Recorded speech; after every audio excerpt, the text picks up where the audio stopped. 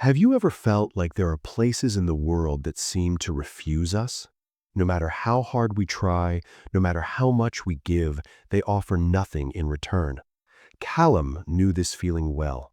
He had dug wells in 7 villages, and in each one, water had risen clear and cold from the earth. But in his own village, where he was born and where his father was buried, the ground gave him nothing but dust and stone. And so he wondered if the earth itself had turned away from him. Before we get into it, remember to like and subscribe. It really helps the channel. Callum had traveled far in his younger years. Mothers in distant villages blessed him. Children sang his name. Everywhere he went, his shovel found water. But when he returned home, silver beginning to show in his hair, he tried to give his own people what he had given to strangers. He dug once, then twice, then 5 times. Each well ended in dry earth and broken stone. The villagers no longer looked him in the eye.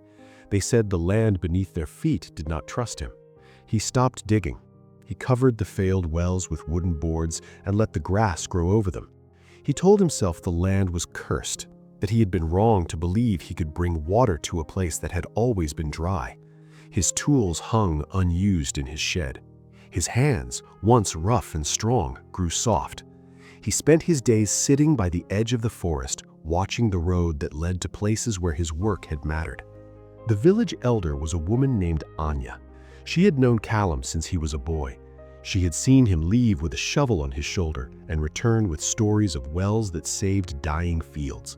She had also seen him try and fail again and again to do the same for his own home. One morning, she came to his door and asked him to dig one more well, in the center of the village square, where everyone could see. Callum shook his head. He said the earth did not want him here, that he had tried enough times to know when he was not welcome. Anya did not argue.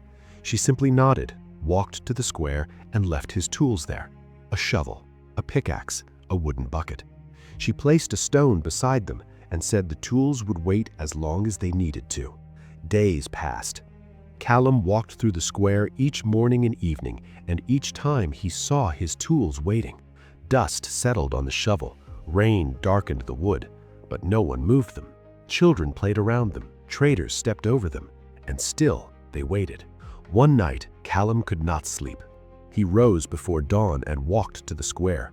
The tools were exactly where Anya had left them. He stood over them for a long time, listening to the silence.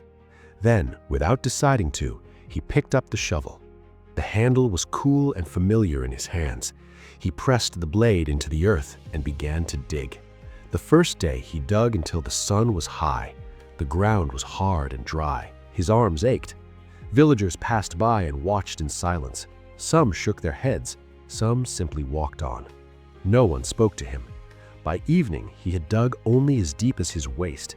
He climbed out, left the tools in the square, and went home. The second day, he returned at dawn. He dug deeper. The earth grew darker but still dry. Stones scraped against the shovel. His hands blistered. A woman brought him water in a clay cup, set it at the edge of the hole, and walked away without a word. He drank and kept digging. By the time the stars appeared, the hole was as deep as his chest. The third day, he could no longer see over the edge of the well. The sunlight came in slanted and thin. The air was cooler down below. He swung the pickaxe in steady rhythm, the sound echoing off the stone walls. A boy peered down from above and asked if he had found water yet. Callum said no. The boy asked if he would stop. Callum paused, wiped his face, and said he did not think he could. On the 4th day, the well was so deep that he had to use a rope to climb in and out. The villagers began to gather at the edge, watching as he disappeared into the earth each morning. Anya came and sat on the stone she had placed beside the tools. She did not speak, she only watched, and Callum kept digging. On the 5th day, his shovel struck something that was not stone. It was softer, darker. The earth was damp. He knelt and pressed his hand into it. Moisture clung to his fingers. His heart beat faster. He dug carefully now, clearing the soil handful by handful, and then slowly, water began to seep up from below. Just a trickle at first, then a slow, steady pooling at his feet. He stood in the cold water and looked up at the circle of sky far above him. He did not call out. He simply climbed the rope, hand over hand, until he stood at the edge of the well. The villagers who had gathered fell silent. Anya rose from her stone. Callum nodded to her. She stepped forward and looked down into the darkness. Then she smiled. By evening, the well was full. The water was clear and cold, and it did not stop rising. The villagers filled their buckets and jars. They washed their faces and watered their gardens. Children splashed their hands in it and laughed. Callum sat on the stone beside the well and watched. He did not feel pride. He felt something quieter, relief, belonging. Anya sat beside him. She said the earth had not been cursed. It had only been waiting for him to stop asking why it had refused him and start trusting that it had its own time. Callum understood now. Water did not come because you deserved it. It came because you kept digging, even when the ground gave you nothing but dust. That night, the village lit lanterns around the well. The light flickered on the surface of the water, and for the first time in years, Callum felt at home. His tools rested beside the stone, clean and cared for, and in the center of the square, the well waited, steady and full, as if it had always been there.